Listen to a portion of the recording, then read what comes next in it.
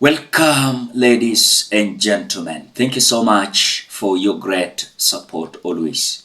I'm so grateful for your continued support to this channel. Thank you so much, ladies and gentlemen. As we speak, things are boiling up. William Ruto decided to revoke an appointment of Governor WANGA'S husband. The way you can see the Gazette notice, as William Ruto is now appointing another person to, of course, take over the position he appointed the Governor WANGA'S husband for, as the deaths of people from Homa Bay is now rising up as police brutality is the story of the day. So the Gazette notice says very clear, the way I'm displaying it, you can see William Ruto himself revoking the appointment of Gladys WANGA'S husband as the chairperson of Energy and Petroleum Regulatory Authority, as he is appointing the former member of parliament from Northeastern. On the same note, remember Gladys Wanga ako na ghadhabu sana. Why? Most of the time, he has been showing that she is in broad-based government. But on the other side, she is seriously criticizing the government of the day, yenye wako nao pamoja kwa broad-based government, to end the police brutality. Now, I want to read something that Gladys Wanga said today. But before we do, please ensure you like the video. And like the video, you support the work that I'm doing in this channel, because sometimes you watch and you forget liking the video. So this is just a reminder. As you watch, please consider liking the video. Thank you so much for that like. Now, I want to read something that Gladys Wanga has said immediately after the revocation of her husband as the chairperson of Energy and Regulatory Authority. Now, the statement by Homa Bay Governor Gladys Wanga on extrajudicial killing. Today, we stand united in grief and outrage as our nation confronts a wave of police brutality, impunity, and extrajudicial killing. The tragic killing of our son, Albert Ojwang, in police custody has shaken our collective national conscience. Yet, as we mourn Albert, another family in Mbita is shattered by the death of Calvin's Omondi Onditi, a 36-year-old fisherman who allegedly hanged himself with his trouser at Kipasi Police Post, Mbita. The postmortem of the Homa Bay County Faro Hospital will reveal the truth. Now, yesterday in Nairobi, Philip Okech was shot during protests against these very killings. We watched a video of an unarmed young man selling masks, shot at point blank, range by a masked police officer.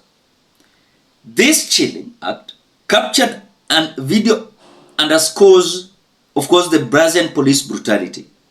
Today, Gabriel Mwita Chacha, 34 years old, has been brought to the county referral with life-threatening injuries arising from police beating in Ringiti Island. Enough is enough. The perpetrators of this extrajudicial killing must face the full force of the law. The Kenya Police Service must carry their own cross. We condemn these atrocities and demand accountability. The immediate prosecution of all officers involved, including those bearing command responsibility. Commitment to the 10-point agenda, the ODM-UDA agreement, explicitly prohibits extrajudicial killing. We are holding the broad-based government to this commitment. Our support for the broad-based government does not extend to extrajudicial killing and police brutality. We draw the line on extrajudicial execution, illegal and unconstitutional. Repression is not part of agreement. That is what Gladys Wanga is coming out to say. On the same note, remember, just the other day, William Ruto sent Gladys Wanga kwa kina Albert pale Homa Bay na 2 million na Raila 1 million. Something that I don't understand. It is not wrong for Albert fathers to receive money. He must receive the money because kama hakuwa na kijana kuna watu wamejitolea na kutoa pesa, lazima receive. But money cannot bring back Albert. So the kind of giving the Albert's father money is just to console with him. But justice must be served. It doesn't mean that if they are contributing such kind of money, then justice cannot be served. On the same note, remember, Raila Odinga most of the time is quiet. Why? Can I tell you something? The man is also scared on this kind of agreement they are in with the UDA party. They agreed that extrajudicial killing must stop. Remember, Raila Odinga is not holding any position. You know, William Ruto is the president. It takes the president to come and stop this brutality. But if they are in broad-based government, they are preaching peace, they are busy saying that police brutality must come to an end, yet the head of broad-based government, William Ruto, is not speaking how he's going to end this police brutality. I can tell you, things are not good in this marriage. Have you asked yourself, why was Gladys Wanga's husband fired? Remember earlier on, there was a problem where Kenyans came out claiming that William Ruto is like favoring some individuals in the so-called broad-based government. You saw the son of Oburu Oginga, Jaoko. Is he Jaoko or who? Who was, of course, appointed to be the advisor of the president. Immediately, Raila and his people went to broad-based government. On the same note, you saw the Gladys Wanga's husband being appointed as the chairperson of Energy and Petroleum Regulatory Authority. Now, when this happened, remember we had some Kenyans who went to court that what William Ruto is doing is not as per the law. So the revocation of the appointment of Gladys Wanga's husband is literally raising some serious issues about William Ruto's regime. Because as we speak, seems like William Ruto doesn't understand what he wants. He's just busy gambling and appointing people left, right, center so that he can survive in the politics, not to survive so as to develop this country. And you can see all the appointment he's doing is literally to save him, not to save Kenyans.